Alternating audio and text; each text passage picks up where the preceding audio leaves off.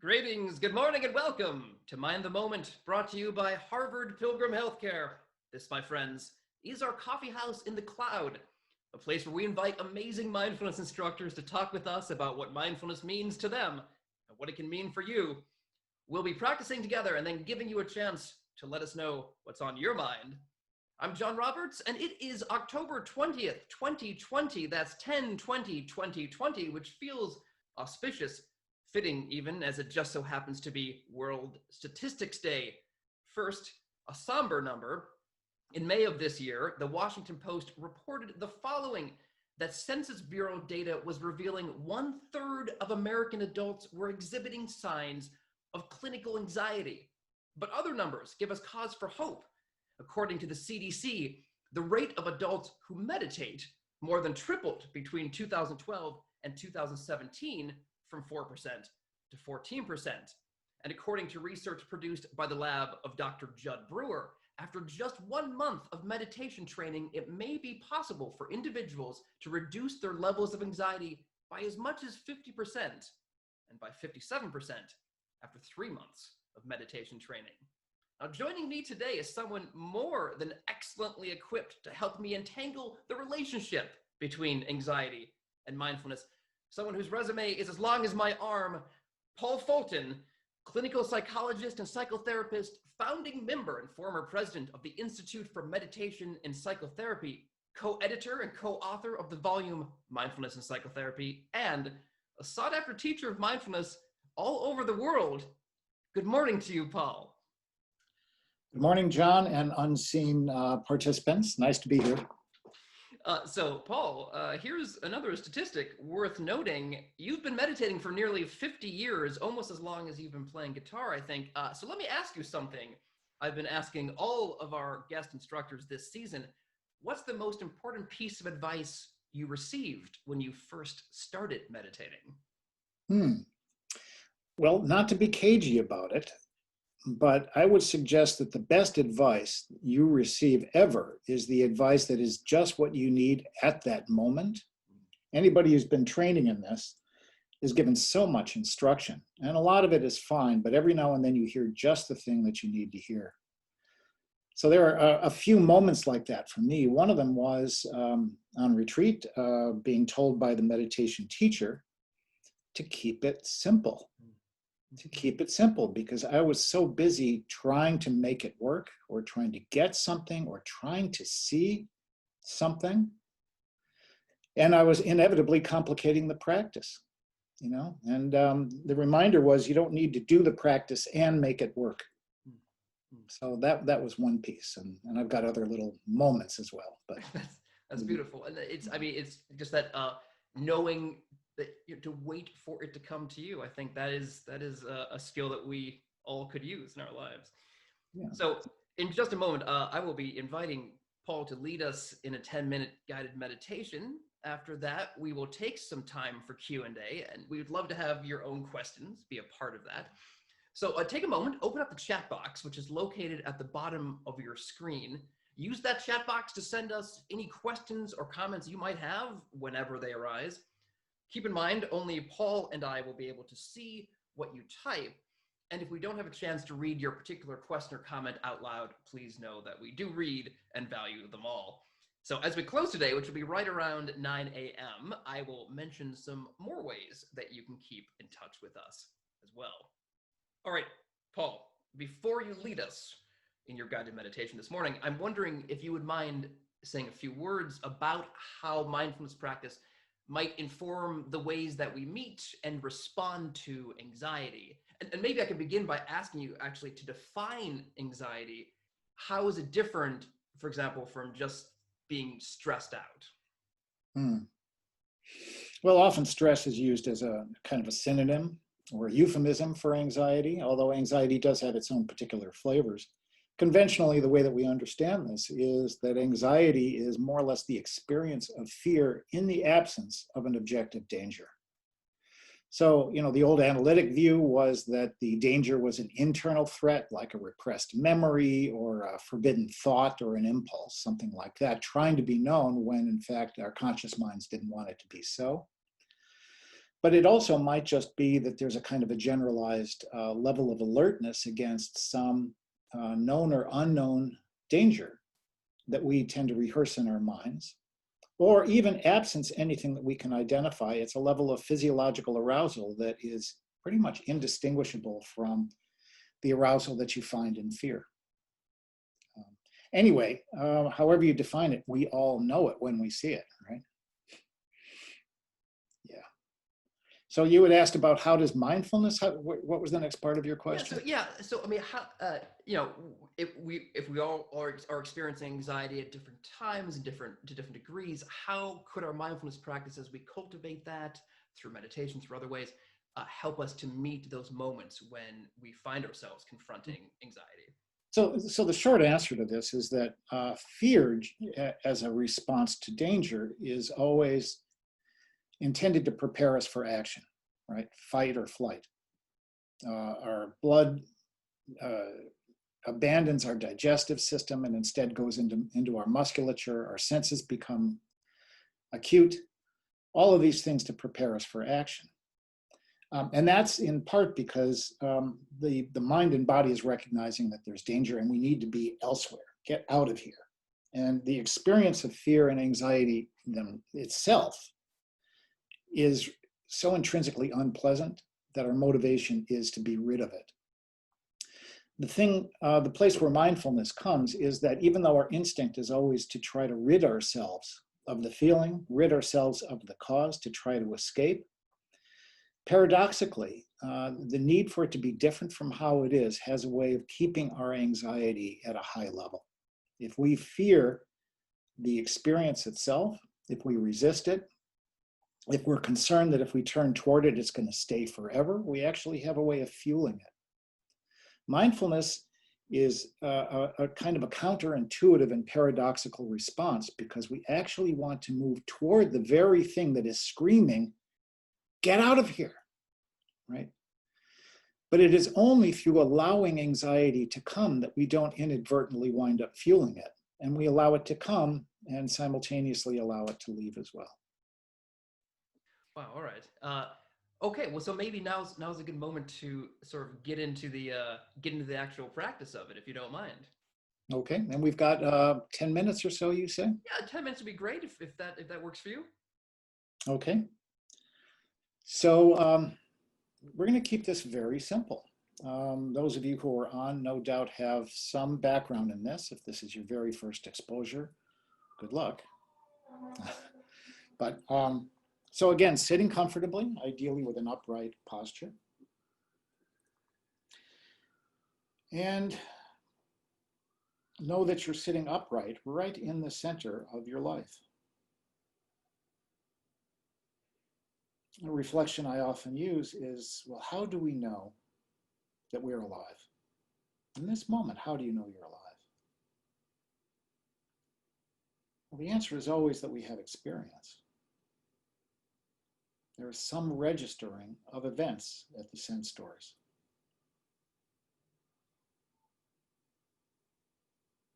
And so the very act of being attentive to what this moment brings is the process of knowing life. Life is manifest in a moment of sleepiness, of being over-caffeinated, of being impatient, of being at ease.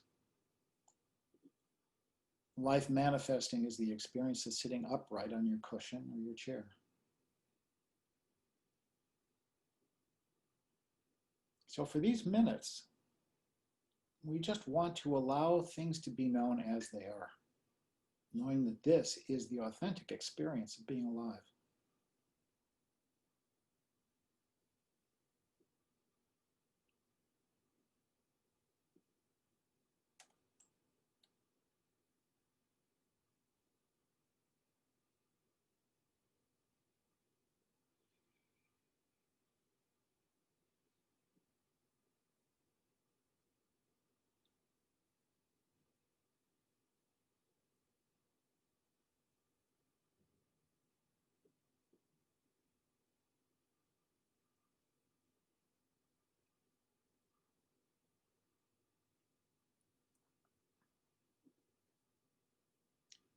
So in our practice, we may ask of ourselves, what is already here that wishes to be known?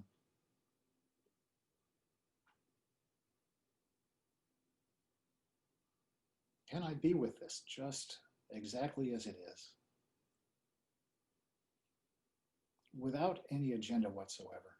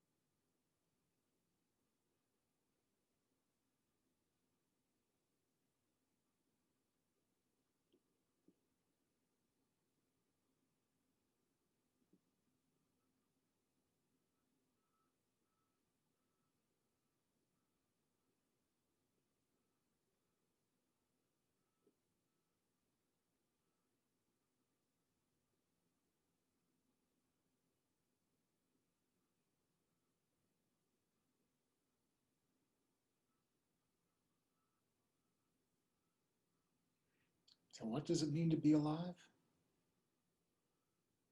It's to be like this.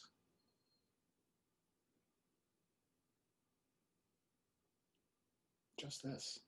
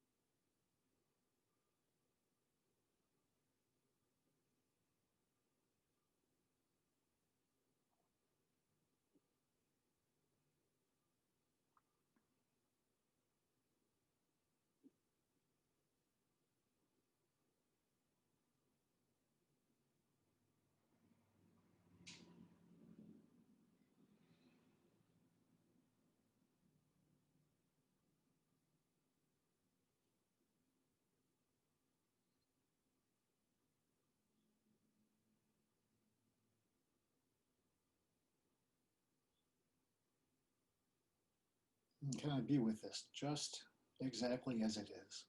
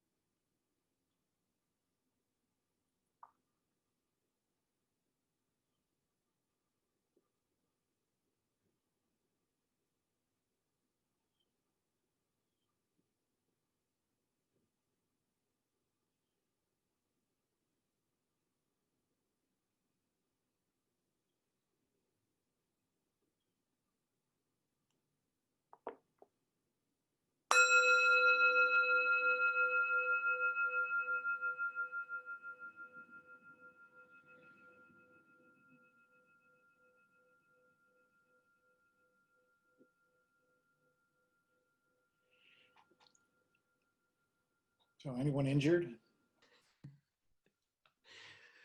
So Paul, it's interesting because when you began the meditation, you said somewhat tongue in cheek, somewhat not perhaps, that for those who have not meditated before, good luck to them. I think what you're pointing out is that if you're new to this, it can seem like, oh, well, I guess I have to sit here for a few minutes and just, be with myself. That won't be that difficult. But then very quickly, one realizes that the act of trying to just meet life as it is, in fact, is very difficult, perhaps even anxiety producing at times. Yeah, so I used to have this fantasy, and I may still have it, which is that if I do this long enough, I'm going to get good at it. All right. And what does that mean, good at it? I don't know, that my mind won't wander, that I'll be able to sit down and immediately become quiet. And it really doesn't happen. And it's kind of humbling. When I go to sit, I never know what's going to be there. And if it is difficult, as a beginner, as a well-experienced meditator, I think that's just right. And I think that's just right because our practice is always about riding the line between what we can accept and what we cannot yet accept. And while that line moves, if our practice is vital, we're always going to be right there at the edge. And therefore, the fact that it's difficult is a wonderful thing. We like it when it's easy, but the real learning occurs when it is not. Because that's when we're at this place where we have to ask of ourselves, how can I be with this? How can I grow my capacity to hold more and more? And as we grow in that capacity, we're still standing at the edge. And whatever is next poses that challenge. So we're always at the edge of what we can accept and what we can't. And at the edge of what we can see and what we cannot yet see. And what we can understand and what we cannot yet understand. So if you find your practice difficult, that's great. If you find it easy, that's great. Yeah, this makes sense to me. When I first started exercising, I feel like I was not doing it hard enough, and I kept thinking to myself, like, why aren't I getting stronger? And then it's really only when you are done exercising and you feel like a little bit of that muscle pain, maybe not too much, but a little bit, where you feel, okay, something actually just happened. Something happened inside of me. Yeah, the research in meditation that's done with beginners, there's an interesting finding when they ask non-meditators and novice meditators how mindful they are. The non-meditators all say they're quite mindful. And it is the newcomers to meditation who report themselves as being far less mindful. And it's because they've actually paid attention to their minds and discovered how unruly they are. Well, this is another, I think, truism, is that when you first start meditating, I think one of the first things you realize is that like, oh my gosh, like am I a terrible person? I had no idea that all this stuff was going on in there. And then it's having to sort of realize that there's stuff for everyone going on in everybody's mind, and it's just about whether you see it, whether you don't see it, and then how you approach it, how you meet it. Mm-hmm. So Paul, there's a couple questions coming in. And just open the chats. So somebody asks, what is the best way to help someone else, a family member, for example, get out of the state of anxiety? Well, I like to refer to one of my a favorite journal article, which is from The Onion. And The Onion cited some research that said that the only thing standing between us and ease is to solve every last problem in our lives, right? So if we can do that, maybe we would live without anxiety. I'm going to suggest, first of all, that it's our birthright. It's what we get for being born as a human being. Granted, sometimes we have more of it than other times, and sometimes some people have more of it than others. But this idea of being rid of it, I think, is an unrealistic expectation. And if you thought that anxiety was going to be a periodic visitor, would you relate to it differently than if you regarded it as a disorder that needed to be excised? And so what this means is sort of making space for it, not seeing it as an opponent, because the more we fear the onset of anxiety, the more the fear of anxiety itself has a way of bringing it on. So this is really paradoxical because the antidote is actually in the poison. There are a lot of things you can do to treat anxiety. You know, there's good old-fashioned Seagram 7 or something like that, or busyness and distraction. You can do psychotherapy, which if the anxiety has a particular object to it, might really be helpful. But in the end, the mindfulness perspective is one that says that freedom from anxiety is to be found through the freedom to be anxious. And this takes this takes some discipline and some work. It's not a quick fix. And even people who have a high level of sort of baseline anxiety may not be rid of it as a consequence of their practice, but rather they find they don't need to be defined by it or constrained by it. Rather, it's an experience that arises and is allowed to be so until such time as it abates all on its own. Our need to control it and fix it has a way of getting us more entangled. Well, this brings up an interesting point, Paul, I think, which is that you're stressing the potential importance of the mindfulness perspective on meeting anxiety. But are there moments or are there experiences or conditions where one would not want to rely so heavily on mindfulness, but perhaps look for a different type of intervention? And how do you know when that should be what you're pursuing as opposed to mindfulness? Right. So, you know, I'm a psychotherapist, so I actually have great respect for some of those methods and techniques as well. I would suggest that seeking some kind of clinical treatment might be indicated if the anxiety becomes debilitating or it starts to really interfere with our ability to focus at all, to be able to work, to get things done. You know that when it happens, right? When it actually becomes a significant handicap, as opposed to the kind of irritating buzz that occurs in the background. When the buzz gets so loud as to drown out everything else, then you might consider some other avenue, like seeing a therapist. In some cases, medications are useful, and I don't want to speak at length about this, but anti-anxiety medications. Those of you who have used these know they can be really effective in the short run, but they're not a long-term solution because they are highly addictive. People develop tolerances, and the withdrawal from benzodiazepines, which is a particular class of anti-anxiety medications, is really bad. So if you were terribly afraid to fly, but you had to fly, there might be a use for something like that in the short run, for the flight, but not a good standing solution, in my opinion. Well, so what I'm hearing from you is that there is probably an ingredient list that one should be getting from their meditation instructor, from their therapist, from their doctor, just making sure that everything is, you're not relying on one thing, but rather getting a good balance of. Right, and what we're doing in this life, right, is since we're born without a user's manual, is over time we're gradually learning the care and feeding of this instrument, and we're learning what works for what purposes, and it's not one size fits all or one size fits even across the course of a single day, right? So we may at times want to be able to drop into mindful attentiveness and into the body and just breathe, and there are times when we need to maybe chase something away. There's even something in the Buddhist literature on working with distracting thoughts and feelings, where the recommendation is to take one thought and knock out a troubling thought with a different thought, like a carpenter would use one wooden peg to drive another peg out of a hole. Other times we need to ask of ourselves, why is this happening? Why does this particular event fill me with such dread, for instance?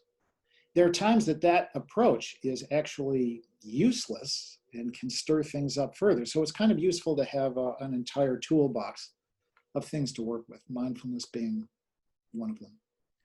Well, so Paul, there's a few questions coming in here. I'm actually going to ask you this question first, which is, can I keep you for a few minutes past 9, or do you have a hard stop? Because I want to make sure that we get to folks' questions if they.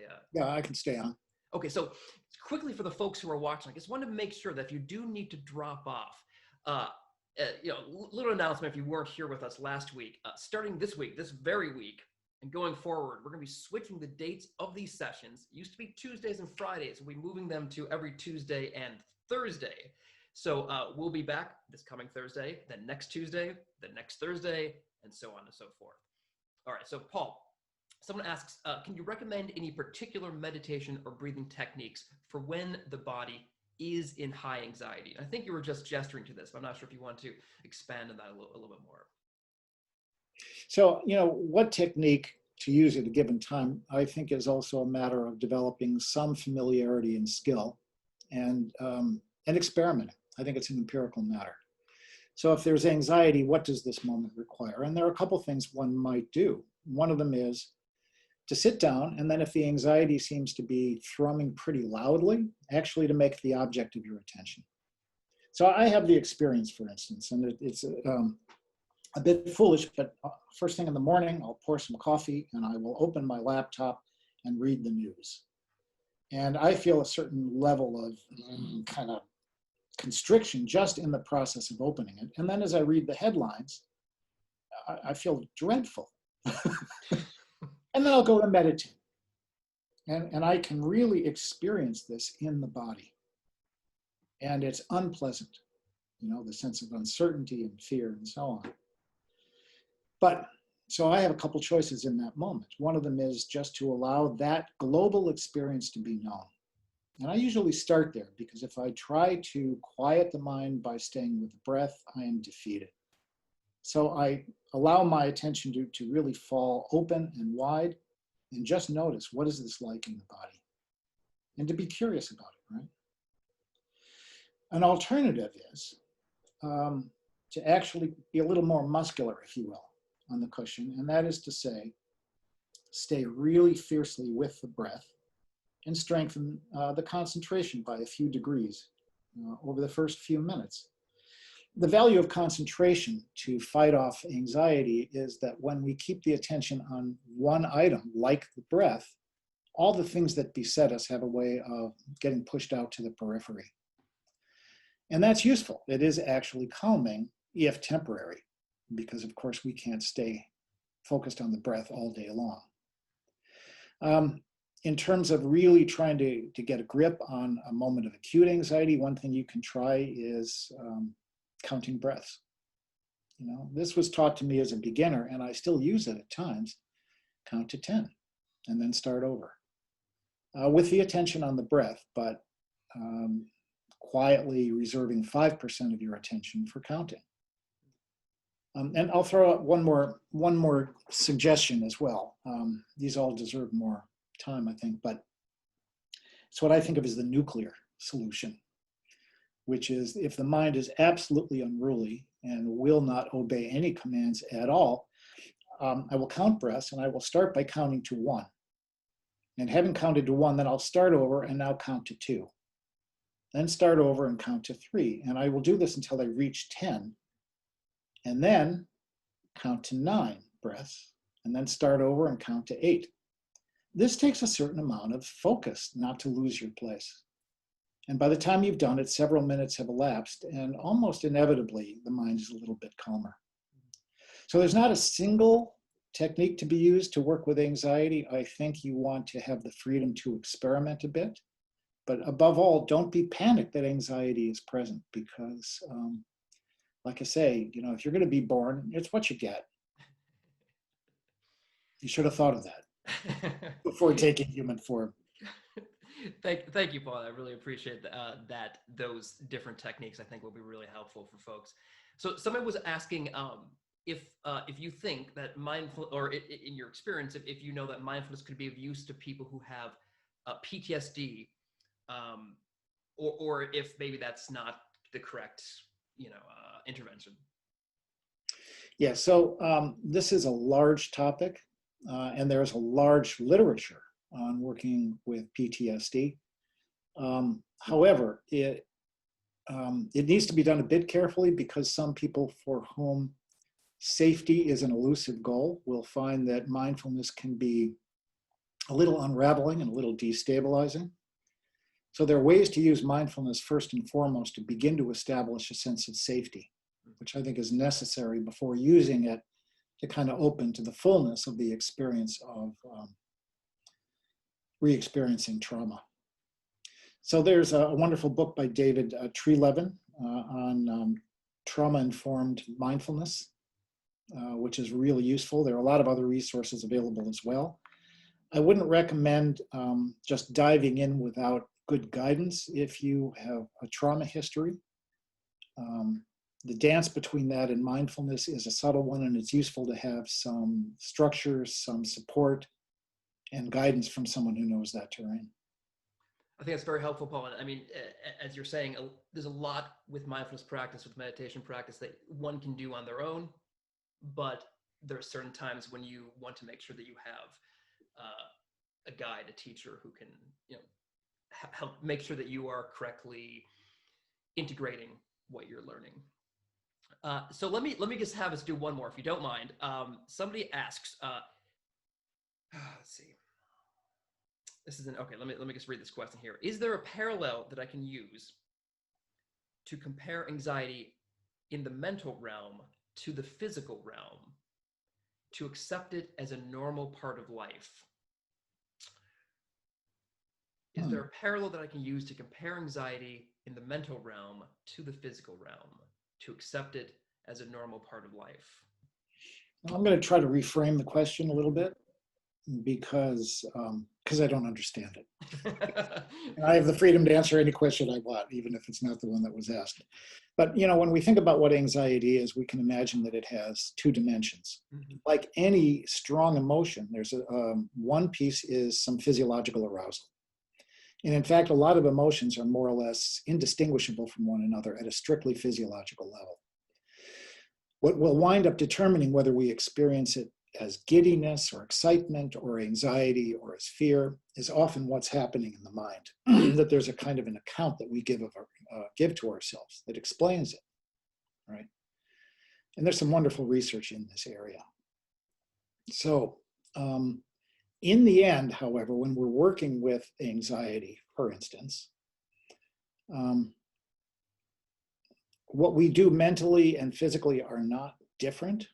In the meditation lore, what we understand is that every moment of experience is basically the flow of events arising at the senses, right? Seeing, smelling, tasting, hearing, touching, and what is occurring in mind. We tend to privilege what is happening in our minds as being somehow primary and true. But when we view thoughts and the thought stream from the perspective of mindfulness, we realize it's just a series of events, one after another, that are ephemeral. They come and they go. And if we don't privilege these and grab onto them, then we realize they're just phenomena that can be regarded in the same way that we regard the flow of sensation in the body, right? So it's not either mind or body. We're creating a space in which we can dispassionately simply observe the arising of all of these events. And if we can do this with thinking, just noticing thinking as thinking, as opposed to if we have a catastrophic thought, grabbing a hold of it and thinking, oh no, it's all going to hell, Oh, there's a fearful thought. And in that moment, it actually has a little bit less grip on us. So what we're doing, if I understand your question, what we're doing in our relationship to anxiety as a physical experience and what we're doing as a mental experience are one and the same. We're treating them the same. Generally, it's a little tricky, however, to try to get real mindful of the content of thinking because it is so seductive that we're really going to get pulled under. So it's, generally speaking, better to reside in the body because the body isn't full of judgment and catastrophic thinking and memory and expectation. Paul Fulton, it was great to have you here today. Thank you so much for your guidance. Pleasure. One closing question, if I may. If you had a theme song for your mindfulness practice this week, what would it be? So I'm thinking Eyes of the World by the Grateful Dead. And failing that, my second choice would be anything else by the Grateful Dead. Wow, Paul, so you didn't know this, but I had chosen for myself Box of Rain by the Grateful Dead. So that's synchronicity. So thank you again, Paul, for joining us. Thank you, everyone, for joining Paul and myself. We will see you all soon. Please do have a momentous day.